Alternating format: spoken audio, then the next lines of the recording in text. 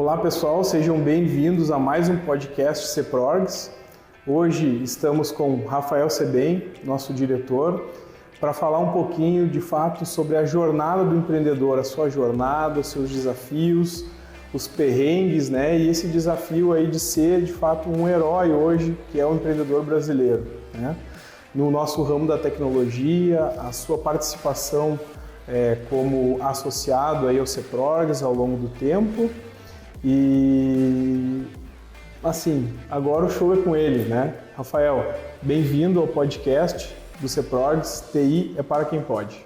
Muito obrigado, satisfação aqui mais uma vez poder estar conversando com colegas empresários e empresárias, e sempre que a gente tem um momento como esse, eu que já estou há algum tempo nessa atividade, é um momento de questionamento de o que seria realmente produtivo e legal de a gente repassar, deixar como legado, o que torna um podcast interessante, né?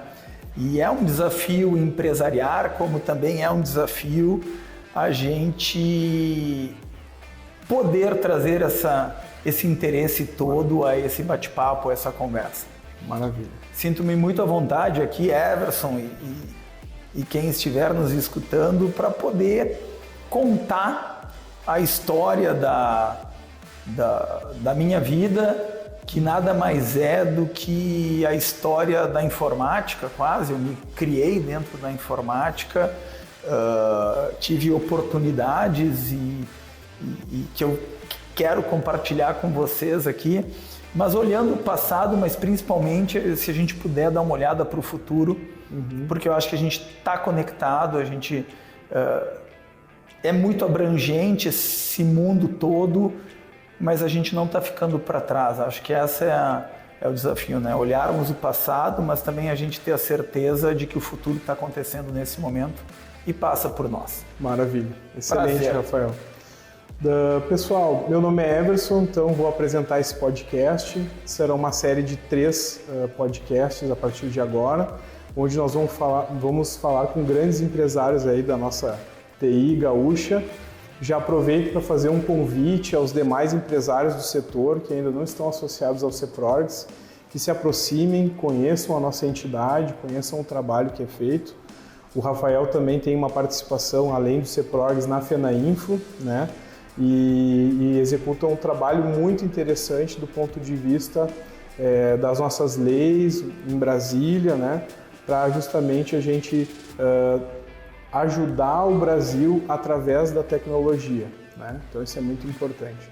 Começando então nosso bate-papo, eu tenho uma pauta, eu não sou um Lazer Martins, não tenho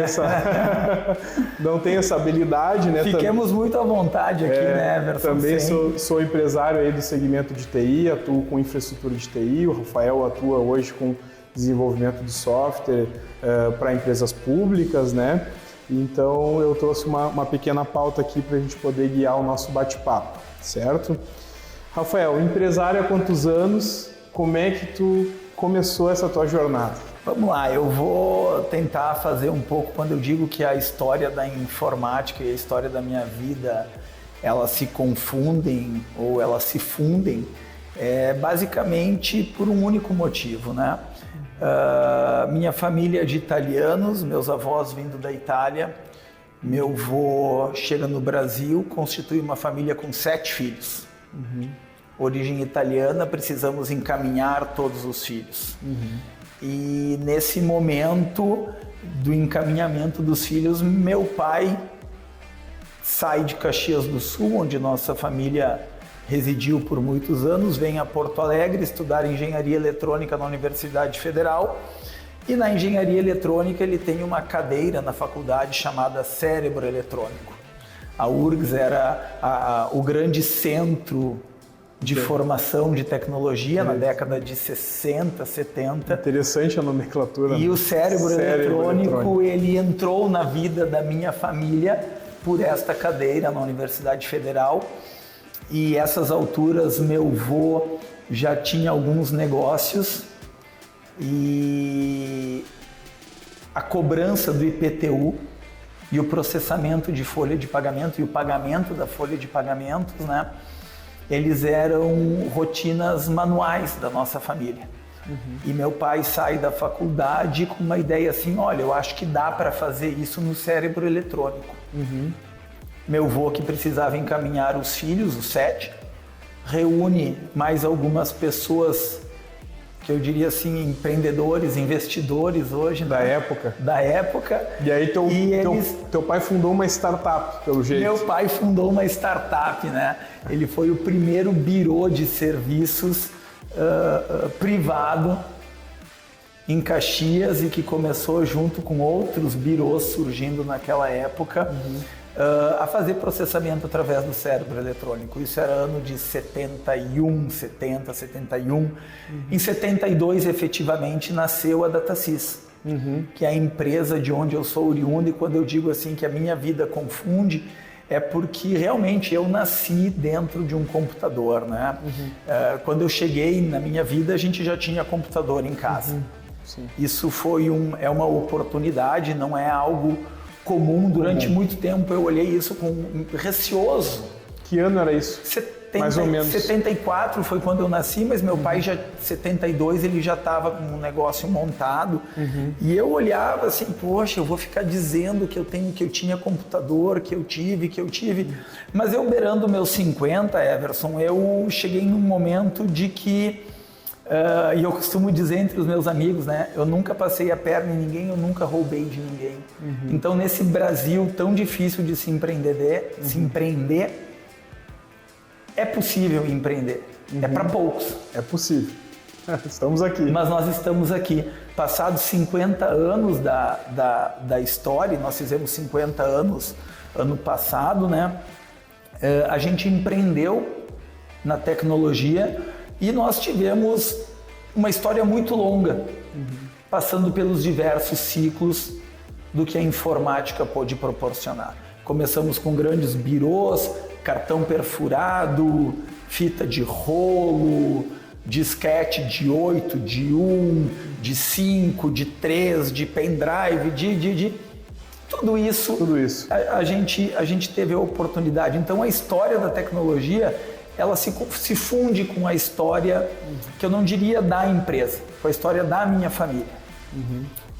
E como eu falava, eu não tenho receio hoje em dizer do orgulho que a gente tem de ter vivido tudo isso e passado por tudo isso. Maravilha. Lições, né? Então, o que a gente tira disso? Assim, a história da nossa empresa e a minha história de vida enquanto... E eu já vou chegar na primeira pergunta que tu me fizeste ali. Ela é uma história de muitos desafios. De tecnologias disruptivas, de decisões certas, de decisões erradas. E eu falo aqui, a nossa empresa já teve que administrar 80 reclamatórios trabalhistas. Grande desafio. Grande aprendizado também. Isso é um aprendizado. Hoje, a nossa empresa nos últimos 10 anos não teve nenhuma reclamatória trabalhista. Excelente. E nós estamos hoje com 700 pessoas trabalhando com a gente. Então são aprendizados, são formas, são jeitos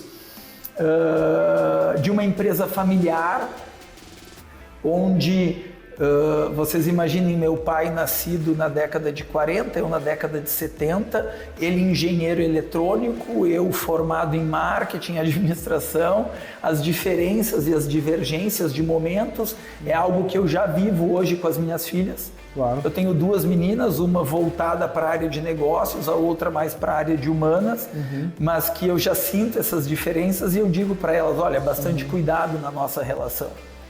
Mas era o ano de 1996 para 97, eu estou saindo da faculdade e eu inquieto a nossa empresa em um momento bastante delicado da sua competitividade, da sua gestão financeira, seja do que for, do seu mercado, por todas as experiências e decisões certas e erradas que nós tivemos, né?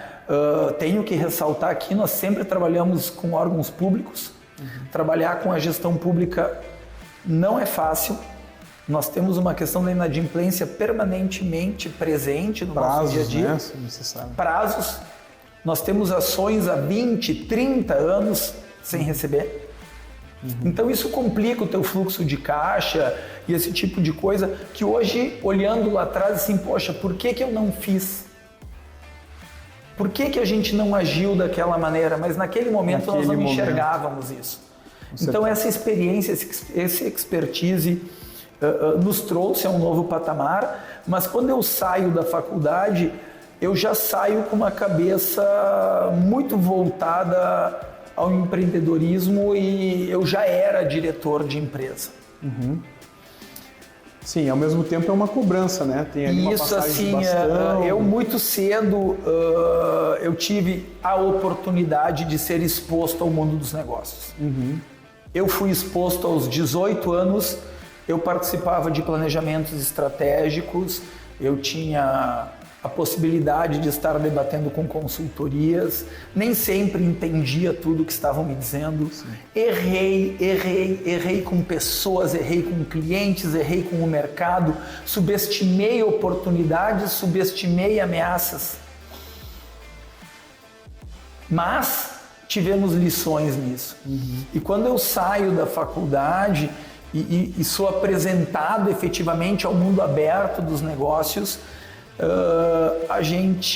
eu e meu pai já muito mais maduros na nossa relação, inclusive, dizendo, né, olha, a gente precisa tomar um bom rumo nesse nosso negócio. Não dá para continuarmos sem respeitar as nossas pessoas. E aí entra um ponto, o respeito para com as pessoas. As empresas e os CEPRORGs têm isso como característica, né, de trabalhar para o bom empresário. Com certeza. Nem sempre nós somos bons empresários. Nem sempre nós pagamos todos os tributos que nós deveríamos ter pago. Nem sempre nós remuneramos as pessoas da forma que nós deveríamos remunerar. Nem sempre nós conseguimos cumprir com as nossas obrigações sociais, patronais, porque o caixa não era suficiente. Perfeito. São adversidades para nossa manutenção. Até porque o Brasil tem uma economia estável, né? Sim.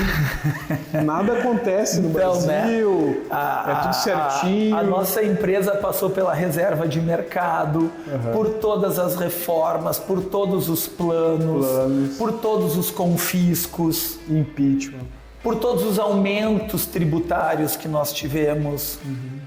Nós não sabíamos se pagava ISS, o que o cérebro eletrônico paga, se é ICMS, todas as reformas, e o meu envolvimento, bem como o envolvimento do meu pai, que é um ícone da tecnologia. O meu pai eu não tenho problemas em dizer que ele é um ícone de toda a história da tecnologia, bem como da história do CEPRORGs.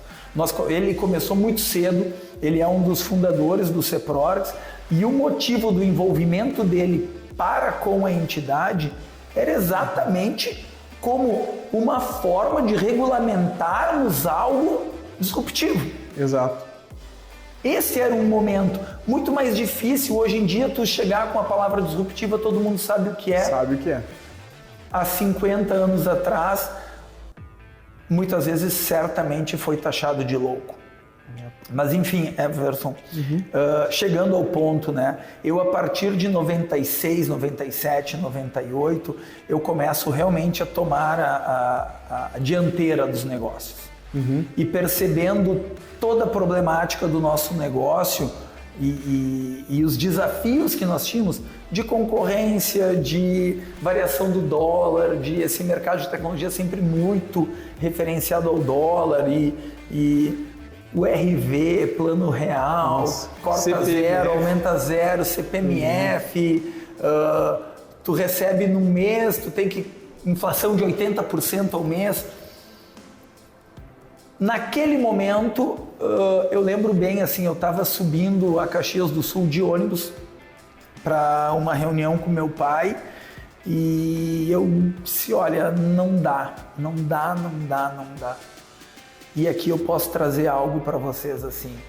Eu, naquele momento, decidi que nunca mais eu iria ficar devendo R$1 de imposto e nunca mais ia desapontar qualquer pessoa da minha equipe. Se eu percebesse que a minha empresa não estaria apta para competir, eu fecho ela no mesmo dia. Se eu perceber que eu não conseguirei honrar com os meus compromissos, eu prefiro fechar.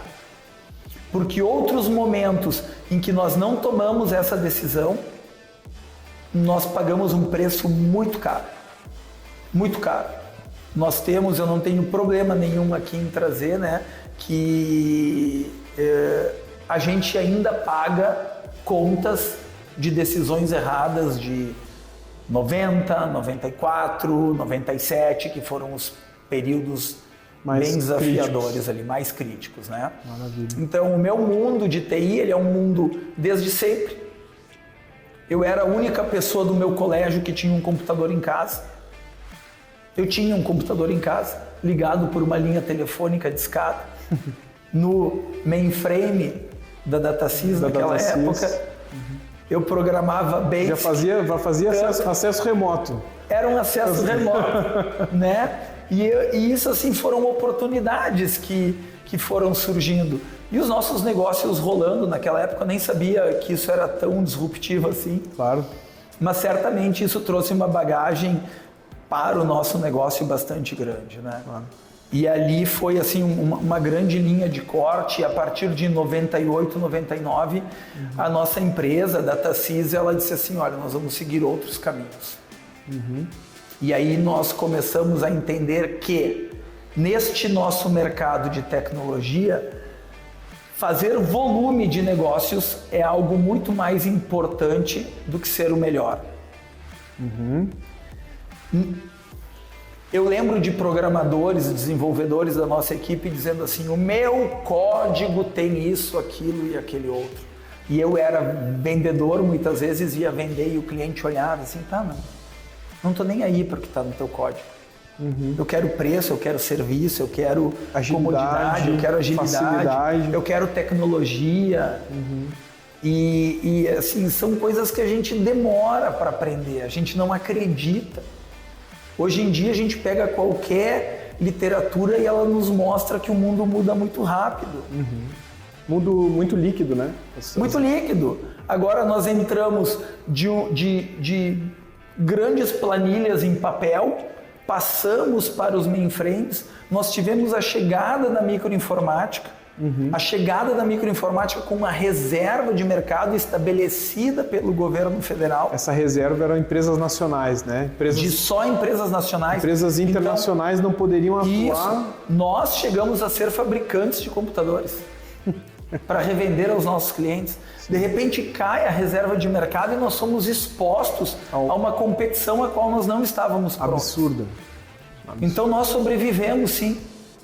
E nesses intempéries todos, nós chegamos onde nós estamos hoje, mas nós tivemos uma grande sacada em 99, que foi entender bem que fazer escala na tecnologia é algo extremamente necessário. Bacana. E aí no ano para diluir risco, né? No ano de 2000, o que acabou acontecendo?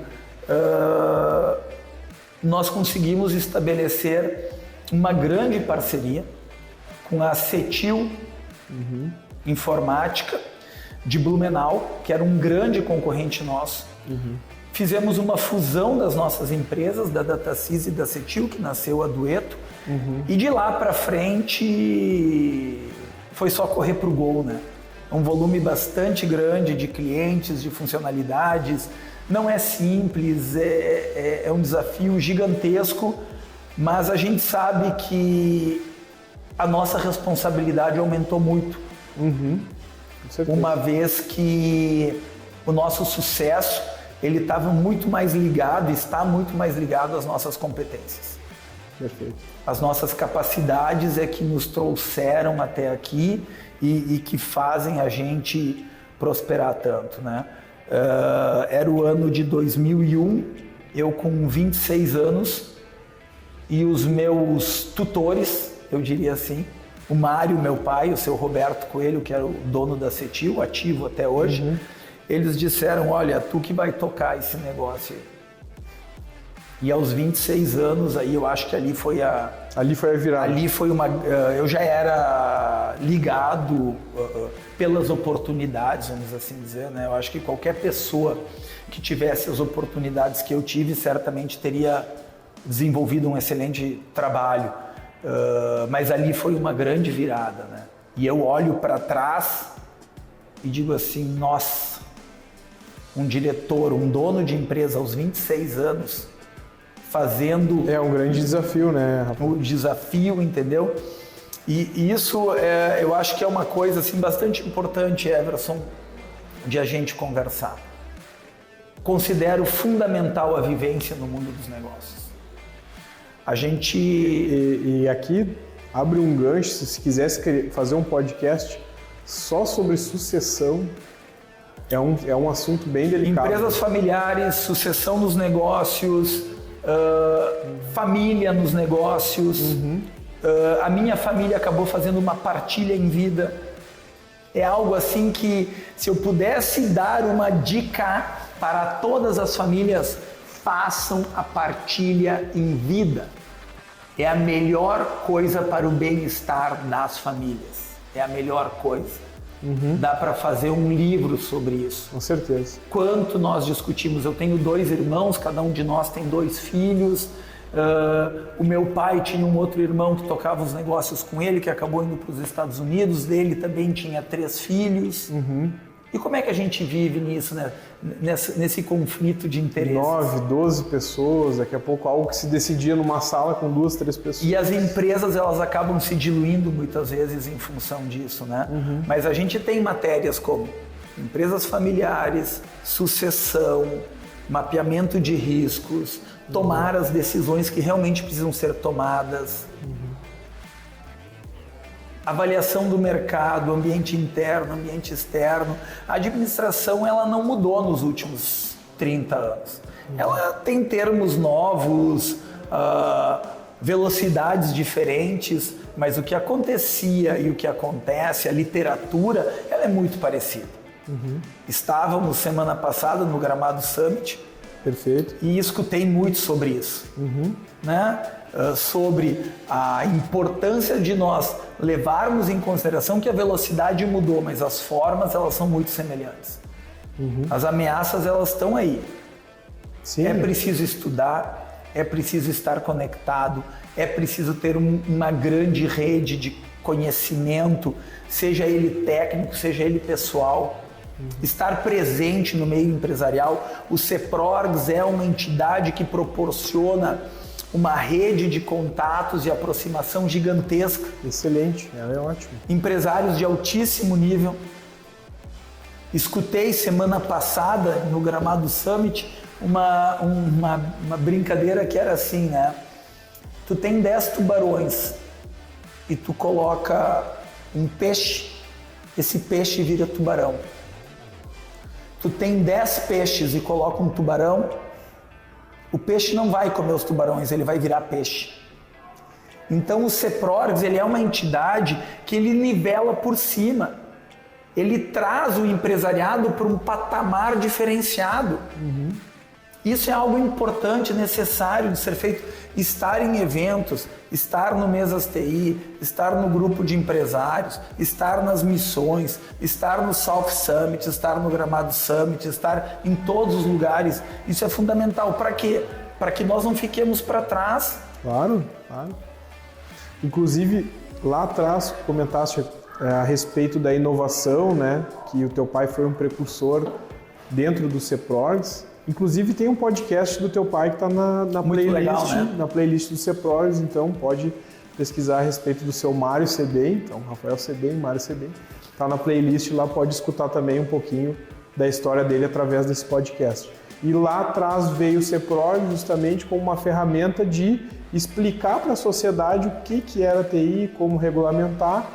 E agora, nos anos atuais, a gente tem o CEPRORGS atuando junto à Prefeitura de Porto Alegre, a Prefeitura de Caxias do Sul, com a lei do sandbox regulamentar, que dá a possibilidade aos empresários de inovação poderem inovar por um certo período de tempo sem ter as cobranças tradicionais, né? Então, com respaldo jurídico, né? Com respaldo jurídico. Respaldo jurídico, com segurança jurídica e tributária, inclusive, né? Exatamente.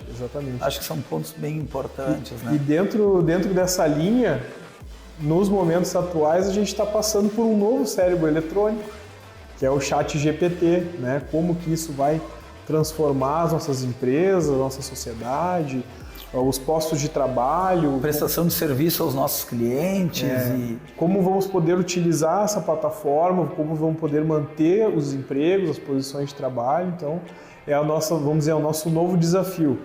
Fora todos os altos e baixos aí do mercado financeiro, política, etc. Então, é muito importante ao empresário, de fato, se juntar a nós. Hoje, há em torno aí, pelos nossos estudos, em torno de quase 20 mil CNPJs de TI dentro do Rio Grande do Sul, né? O CEPROGS, ele é uma entidade do Rio Grande do Sul, regional, e a gente faz um convite aos colegas, vamos divulgar nas redes, o podcast, que realmente nos procurem, né? O CEPROGS hoje está baseado ali no Caldeira, e que é um espaço de inovação muito bacana, interessante, ótimo de conhecer. O pessoal do estado inteiro é muito interessante de conhecer esse mindset, né? E realmente, de fato, vir a participar das nossas atividades até para poder se sentir um pouco mais junto, né? Abraçado com outros empresários. Eu diria assim, né, Everson, o CEPROGS, que ele está embaixo do guarda-chuva da FENAINFO, da federação, ele é um grande alicerce do empresário hoje. Ele é a segurança de que, e até trazendo um pouco da história do CEPROGS, né? O CEPROGS nasce em um momento em que a relação capital-trabalho, laboral e empregador era muito tensa. A gente não tinha uma mediação. A nossa empresa teve 3 momentos de greve. Há quanto tempo a gente não escuta de uma greve? Uma greve no segmento privado. Uma greve no segmento privado. Há quanto tempo a gente não escuta de uma greve no segmento privado? Nesse momento tem uma empresa, parece, de São Paulo. Sim, mas ali eu li a respeito, mas ali foi um problema realmente assim, é o que a gente fala do mau empresário. Exato, exatamente. É o mau empresário que não cumpriu com as suas partes sociais e trabalhistas, e aí a gente não pode tomar um partido desse. Mas é um sinal, né? Tu vê que, de fato, o quanto é importante, porque naquele momento havia um momento tenso, foi fundado as entidades, né? E ao longo do tempo as coisas vão talvez enfraquecendo um pouco e tal. E assim, e agora com tanta transformação, então no caso daqui a pouco as entidades podem realmente... E o papel que o CEPROGS vem desenvolvendo como segurança, assim, eu estou diretor do CEPROGS, olha, capaz... Não vou dizer 20 anos, mas pode ser um número muito próximo, de repente um pouco mais, um pouco menos. Tá na pergunta aqui, né? Quantos anos de CEPROGS? Eu tô pensando aqui, faz bastante tempo que eu estou no CEPROGS. E a nossa participação, tanto dentro do CEPROGS como dentro da FENAINFO, da federação, que é uma atividade não remunerada, nós estamos lá trabalhando de forma voluntária pela causa empresarial, ela faz parte do planejamento estratégico da minha empresa. Porque a minha empresa, quando ela mapeia ameaças, ela mapeia a ameaça do governo querendo tomar conta do meu negócio. Ela mapeia ameaças do meu laboral se organizando para conseguir crescer sobre o meu negócio. Claro. Empresariar não é fácil, mas o CEPROGS é uma grande ferramenta de nós estarmos administrando, seja o governo com a reforma tributária, com a reforma previdenciária, com a reforma trabalhista, com a reforma administrativa, com as reformas que sejam, seja o sindicato laboral que da mesma forma que nós, né, se organiza. Então o equilíbrio entre capital e trabalho, laboral e patronal, ele é fundamental. E estas entidades é que acabam proporcionando isso. O equilíbrio é o melhor, né? É o melhor. Eu vejo que também assim, as pessoas que trabalham conosco hoje nas empresas, evoluiu muito essa relação, né? A relação empregador, no caso, patronal, laboral. Essa é uma relação que evoluiu muito, né? Hoje as pessoas têm muito mais acesso à informação, então assim, e principalmente nós que temos o DNA de trabalhar com serviços, ou seja, são pessoas que estão lidando com clientes, etc., é muito importante ter esse bem-estar da relação. E o CEPROGS, ele é sempre pelo caminho do meio, um caminho que fique bom para ambos os lados, né? Equilibrado. Equilibrado, né? Opiniões ponderadas, bem estudadas. Nós temos um resguardo bastante grande, uma segurança jurídica e legislativa bastante grande, com assessorias especializadas nessas áreas. Bacana. E isso tudo funcionando perfeitamente, né? Eu tenho bastante orgulho em dizer assim, de tudo que o CEPROGS proporcionou para o nosso meio. E eu acho que isso são grandes marcas que nós temos. Claro. Seja na reforma trabalhista, seja na não cobrança do ICMS, seja na redução da alíquota do ISS, seja na desoneração da folha de pagamentos, onde nós estamos pleiteando de novo, há bastante tempo. E todas as condições que adversidades que essa estrada nos impõe. A gente tem no CEPROGS uma parceria bastante forte, né? Um apoio bastante grande. Como todos somos de áreas correlatas, então sempre tem ali uma pessoa para trocar uma ideia a respeito de determinado tema, seja tributário, contábil, seja de recursos humanos, então é bem interessante essa convivência. Rafael, então, pulando um pouquinho essa parte que a gente vem conversando a respeito do CEPROGS e tal, queria saber um pouco mais do Rafael, empresário pessoal, né? Como é que tu administra, como é que é a tua rotina hoje? Tu viaja bastante, atua só no Rio Grande do Sul, outros estados também. Como é que tu lida com essas pessoas aí distribuídas? Como é que tu lida com tanta gente? Pô, 700 pessoas é um desafio e tanto, né? Então, Everson, eu acho que aí entra esposa, filhas... Um ponto bastante importante e que foi um aprendizado e que permanentemente está sendo, né? Minha mãe costuma brincar comigo, diz assim, tu falava do teu pai, tu tá pior do que ele. Eu digo que meu pai está aos 70 e alguns anos e ele está empresariando. Nossa! Empresariando ainda, ele está com 4 empresas. Ele está fora do teu negócio hoje meu pai está fora da nossa operação já faz bastante tempo, eu toco sozinho aqui. Desde 2009, eu acho, alguma coisa assim. E a gente sempre trabalhou muito bem juntos, mas ele foi para um outro segmento.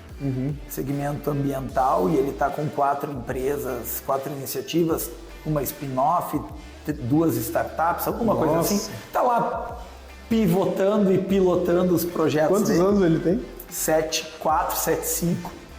E está muito bem, né? E ele diz assim para mim, calma, tu vai chegar na minha idade pior do que eu. Eu digo, não. Mas, diz assim, tu é o meu benchmark. Mas assim, o equilíbrio... É muito difícil tu querer falar em equilíbrio pessoal e de trabalho para um empresário. Não existe esse negócio de desligar uma coisa e ligar outra. Não existe. E eu demorei bastante tempo para entender que é isso mesmo. É isso aí. Não tem problema.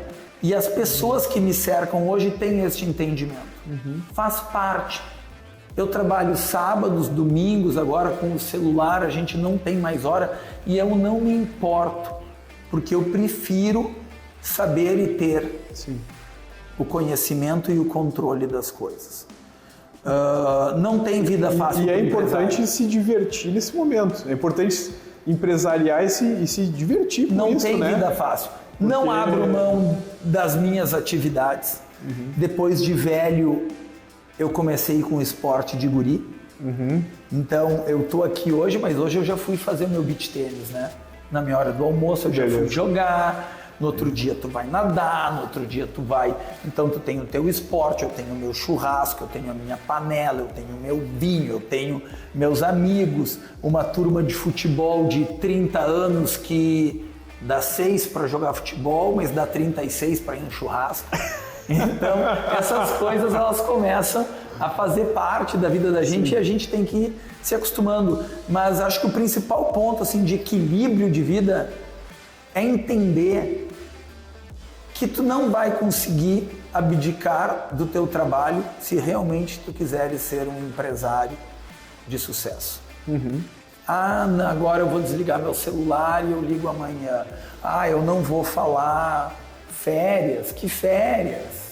Claro que se tira férias. Claro. Mas tu pode tirar férias de uma forma diferente. Não fecha o meu e-mail como a gente é obrigado a fazer pela legislação trabalhista com os nossos funcionários.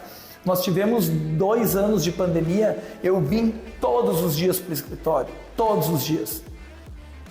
90% das vezes eu, nessa estrutura que nós estamos aqui, mas eu vim todos os dias da pandemia, porque era onde eu me sentia bem, eu me sentia realizando, eu me sentia fazendo, eu me sentia mais seguro para transmitir a segurança para as minhas pessoas. E movimento, né? Que foi o mais importante, manter o movimento e não se apavorar realmente. Então, assim, eu acho que a gente, e vou esticar um pouco mais aqui, Everson, assim, essa questão do equilíbrio, por uma linha assim, né? Nós empresários que já estamos num patamar estabelecido, mas que neste momento estamos nos reinventando. Perfeito. Eu sei dos teus projetos e tu estás te reinventando.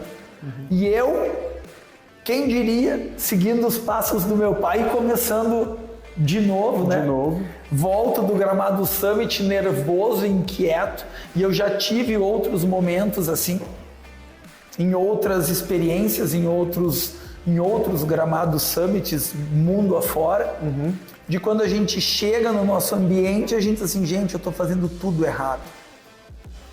E a capacidade de entender o que é certo, o que é errado, e que o mundo disruptivo, ele nem sempre é aplicável no nosso mundo. É que quando tu vai num evento desse, abre um monte de caixinha. Aí depois tu tem que assim, qual é a caixinha que eu posso aproveitar? O que eu aproveito? Exatamente. Então, qual é o limite entre eu não estar acomodado e eu não estar desesperado? Sim. O que me tira da zona de conforto, mas não me deixa em desespero ou na ansiedade de saber, nós vimos um monte de coisas. Tá, mas o que realmente é necessário para o meu negócio? Né? Todo dia, eu costumo dizer aqui, todo dia o leão e a zebra acordam. Todo dia o leão vai comer a zebra. O que tu precisa fazer? O que tu precisa fazer, Everson? Cara. A resposta é uma só. Tu tem que correr mais que a última zebra. Perfeito. Tu tem que correr mais que a zebra mais lenta, porque o leão vai comer. Então, qual é o ponto de equilíbrio entre tu fugir do leão e não morrer no leão? Porque se tu faz além, tu morre. Se tu faz aquém, tu morre. Sim. Então esse ponto de equilíbrio ele é necessário, e nós que estamos expostos a este mar de informações, de conhecimento, de um mundo sem barreiras, nós temos que ter esse equilíbrio. Né? Nesse momento eu estou pilotando 3 projetos paralelos que eu achei que estava na hora de começar a brincar de uma forma muito séria no mundo dos negócios, e que eles têm se apresentado para quem já viveu as oportunidades que a minha empresa me trouxe. É muito natural e muito fácil de fazer.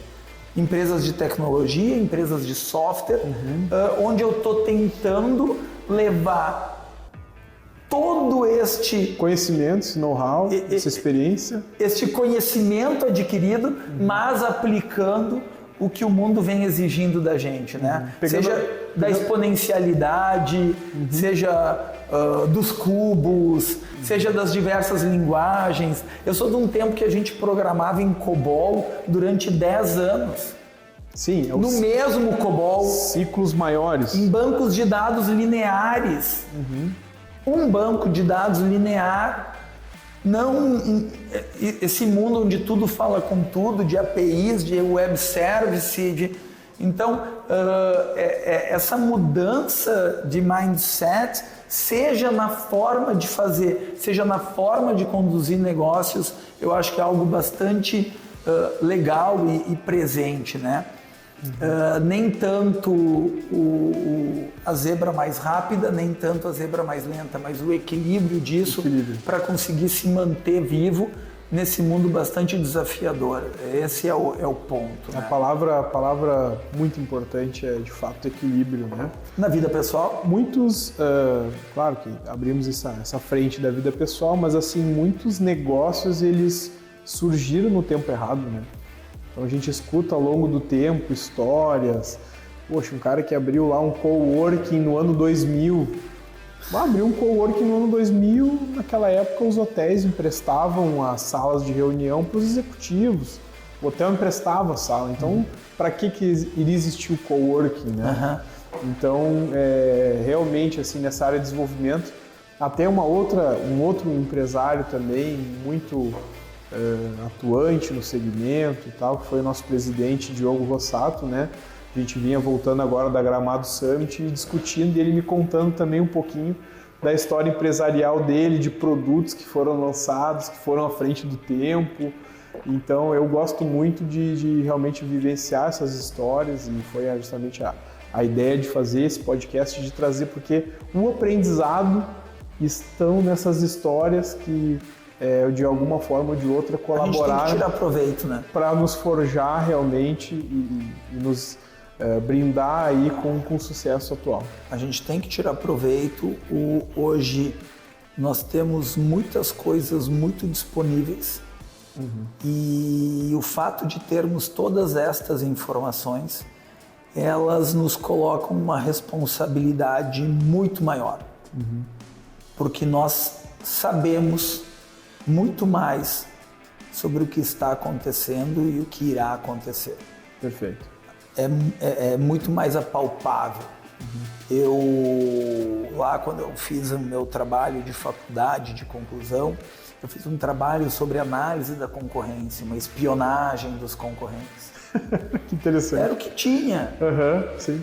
Planilhei aquilo, fiz um sistema, criei um sistema. Fez um benchmark. Hoje é a palavra... Aí hoje tu pega o que, né? Tu vai no site, nas redes sociais da empresa, e tu tem o posicionamento, a estratégia, a tabela de preço, a política de recrutamento, a política de retenção de pessoas, tá tudo lá, seja no LinkedIn, no Instagram, no Facebook, no site da empresa. Então, nós temos a obrigação do sucesso muito maior do que em outros tempos. Né? É como se a gente tivesse hoje um quadro de ferramentas enorme. Na época do teu pai lá tinha um martelo e uma chave de fenda, só. E, cara, te vira, é por aqui. E hoje em dia, não. Tem tudo quanto é tipo de ferramenta disponível. Né? Então, e que muitas vezes causa confusão, né? E ansiedade, né? Poxa, e agora? Que é também, hoje, é o desafio dos jovens, né? Da nova geração, daqui a pouco da tua filha, que provavelmente vai empresariar ou vai se colocar em uma empresa para ter uma vivência, né? E é o desafio dessa nova geração. Às vezes o pessoal entra meio em pânico, né? Mas... Para onde que eu vou? Mas eles têm a obrigação. Exatamente. O mundo é muito competitivo e só os fortes sobreviverão. Não tem lugar para os médios. Uma empresa boa, ela vai ser ruim. Uma empresa ótima, ela vai ser ruim. Uma empresa das galáxias, ela vai ser uma empresa boa. Boa, vai ser porque razoável. A competição é muito forte, e onde surgiu uma oportunidade, tu começares a aproveitar aquela oportunidade, 2 segundos depois já tem alguém fazendo melhor do que tu está fazendo. E isso nos põe num patamar de competição elevadíssimo. Com certeza. E para ter sucesso nisso, tu tem que estar muito conectado. Conectado com o que acontece ao teu redor e o que acontece, até escutei na palestra do SER por semana passada, né? Nós vivemos hoje num mundo de 4 dimensões. O que acontece na tua cidade, no teu estado, no teu país e o que acontece no mundo. Se tu não estiveres conectado nessas quatro dimensões, tu tá fora do mercado. E nós do ramo de tecnologia, isso pega muito forte. Sim. Então, tá aí, tá posto. Não sei se tu percebeu, mas de fato, ao longo do tempo, a nossa importância, né, como prestador de serviço, como empresas de TI, dentro das organizações, sejam públicas e privadas, é uma importância que cresceu muito, né? Então era algo... Não se faz mais nada. Era algo acessório, né? Não, temos ali o TI e tal, ele tá preso numa sala com um baita de um manual lá, comendo código e tal, e hoje em dia não, hoje em dia é multitarefa, é podcast, é empresariar, é liderar, é abrir novas frentes, vender, comprar, então realmente hoje é uma exigência realmente muito grande, né? O empresário ele tem que ter um perfil muito dinâmico, muito completo. A TI ela está imbuída em todos os negócios, então a gente muitas vezes entende de indústria, entende de comércio, entende de varejo, de setor público, né? E então vamos dizer que o TI é um camaleão hoje, né? Tem que se adaptar a todas as situações. Ele é uma economia transversal, ele está em tudo. Claro. E por isso a importância, inclusive, quando nós estamos em Brasília, muitas vezes representando o nosso empresariado através da federação, da FENAINFO. Aproveita e... A gente está lá levando, né, o tema, olha, nós estamos falando de um segmento transversal, ele está em tudo. O Brasil passa pela tecnologia da informação, porque a gente tem muito para caminhar. A inteligência artificial, a internet das coisas, o Big Data, o Big não sei o que, a segurança de dados, LGPD, seja o que for, nós temos aí 50 matérias na área da tecnologia que o Brasil precisa andar muito e nós temos que estar incentivando, apoiando, fomentando e dando sustentação para que nós não sejamos só seguidores, né? Claro. Que nós consigamos em algum momento liderar, ser protagonistas disso. Protagonistas, né? E não serem engolidos por outros países com muito menos condições do que nós. No caso, por exemplo, da atuação do CEPROGS através da FENAINFO em Brasília, né? Muitas vezes o trabalho, de fato, é um trabalho de convencimento para que o parlamento e as leis não nos atrapalhem. Estamos nesse momento, hoje, em Brasília, pelas nossas assessorias, discutindo com os segmentos da economia brasileira a questão da reforma tributária. Sim. Que se nós não nos impusermos, nós seremos engolidos e taxados pagando a conta do déficit público que está sendo criado cada vez mais no Brasil. Maior.